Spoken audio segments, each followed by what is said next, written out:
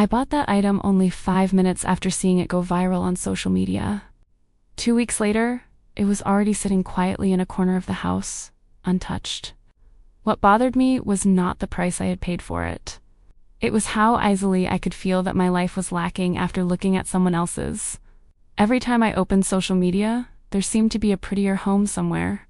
There was always a new gadget, a new decoration, or a lifestyle that felt more complete than mine. I found myself asking a quiet question. When did I stop buying things because I needed them and start buying them so I would not feel left behind? My name is Clara. I always try to manage our family finances as carefully as I can. One afternoon, I was working on our monthly budget at the dining table. Beside me, my phone kept showing ads and videos about things that were suddenly everywhere online. At first, I was only scrolling out of curiosity. A few minutes later, my shopping cart was filling up again without much thought. Even so, the decorations in the living room were still in good condition. The kitchen tools were working just as they always had. Buying something new always gave me a pleasant feeling for a while. Yet, that feeling faded much sooner than the credit card bill that arrived at the end of the month.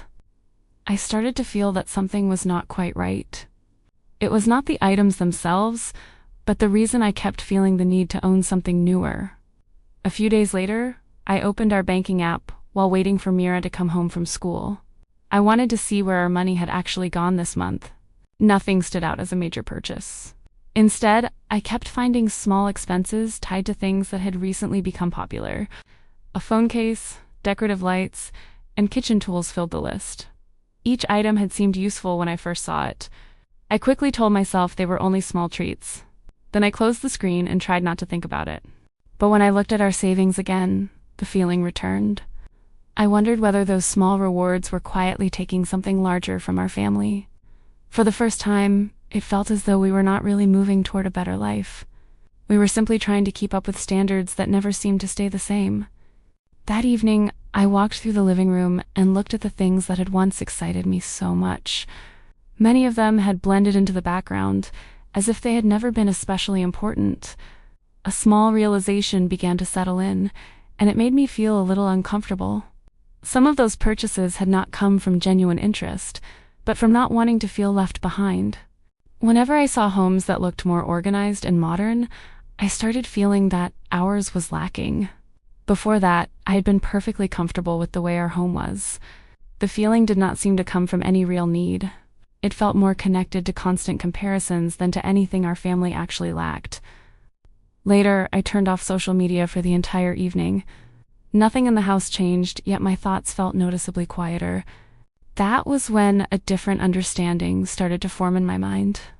Maybe the strongest pressure was not a lack of money, but constantly looking at other people's lives without noticing my own. The next morning felt no different from any other day. I packed Mira's lunch while Armand got ready for work, following the same routine we always did. Our home was still filled with small moments of warmth and laughter. Yet my thoughts kept measuring our life against the images that appeared on my phone. Every advertisement seemed to suggest that something was still missing. It felt as if happiness needed one more purchase to look complete. I started noticing a habit I rarely questioned before. Whenever I felt tired or bored, my hand would reach for a shopping app almost automatically. The more I paid attention to that pattern, the clearer it became. I was not really looking for another item. I was looking for a different feeling. Strangely, that feeling was usually gone by the time the package arrived. A few days later, I often found myself repeating the same cycle again. One afternoon, Mira sat beside me while I scrolled through an online shopping catalog. She quietly watched the screen with a curious expression. Then she asked in a simple voice, "Mom, is our house not very nice yet?" The question seemed to arrive without any hesitation. I immediately turned toward her. Such a simple question felt heavier than I expected. I asked her why she thought that. With a small smile, she replied, "Because you always look at other people's houses." My chest felt tight for a moment. I realized that my habit of comparing our life was something my daughter had been noticing all along. In that moment, I understood something I had not noticed before. It was not only our savings that were affected by constantly chasing trends, but also the sense of enoughness inside our home. That night, after Mira had fallen asleep, I sat alone with my phone in my hands. As I scrolled through months of purchase history, I found myself looking at it in a different way. Looking through each purchase, I noticed a pattern I had never paid attention to before.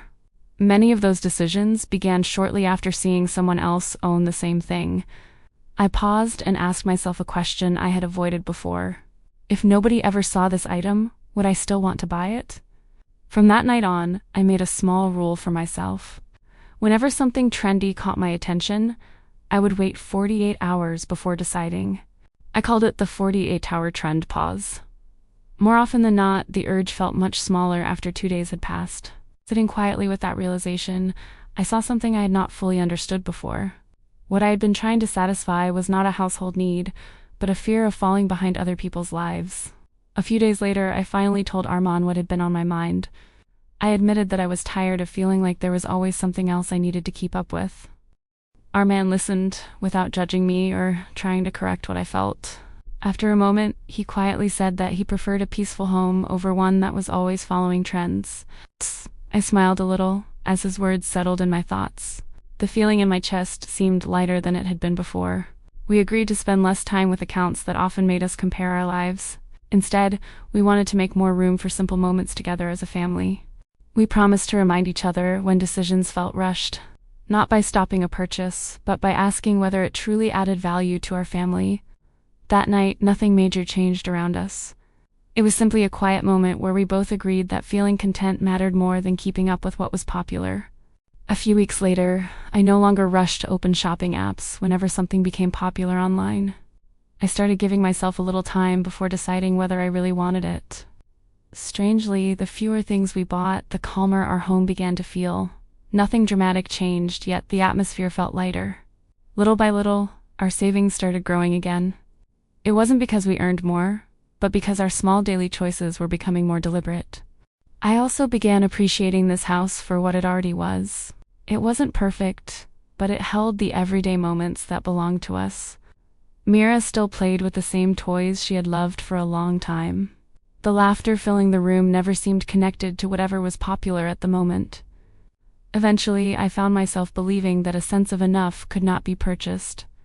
It seemed to grow quietly whenever I stopped measuring my life against someone else's. Today, I realized that following trends is not necessarily a problem. What worries me more is when those trends quietly begin shaping how I measure myself and the happiness of my family. If you're ever tempted to buy something simply because it's everywhere, try giving yourself a little time before deciding. Sometimes what feels urgent becomes quieter when you sit with your thoughts for a while. If today's story from Clara's family journal felt familiar, I'd be happy to have you continue this small journey with us. There are still many simple stories about money, family, and everyday choices waiting to be shared. Now, I'm curious about your experience. What's one thing you bought because it was trending, only to find yourself rarely using it afterward?